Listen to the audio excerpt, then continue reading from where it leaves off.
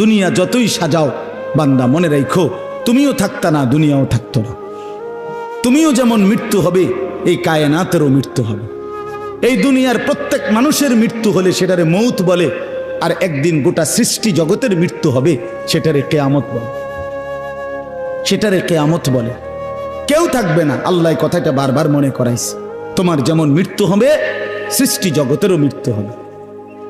ইজা সামাউন ফাতারাত ওয়া ইদাল কাওয়াকিবুন তাসারাত। আল্লাহ বলেছেন ইজা শামসু কুফিরাত।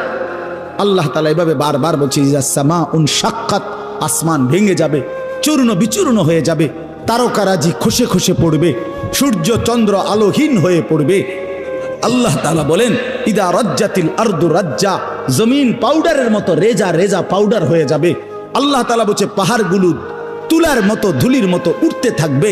আল্লাহ বলছে বান্দা একদিন আমি গোটা কায়নাত আমি শেষ করে দেব, আমার সংসার আমি গুছায় ফেলবো, আমার এই কায়নাত আমি আল্লাহ তাআলা ইসরাফিলের সিঙ্গার ফু দিলে আমি আল্লাহ তাআলা গুটিয়ে ফেলবো।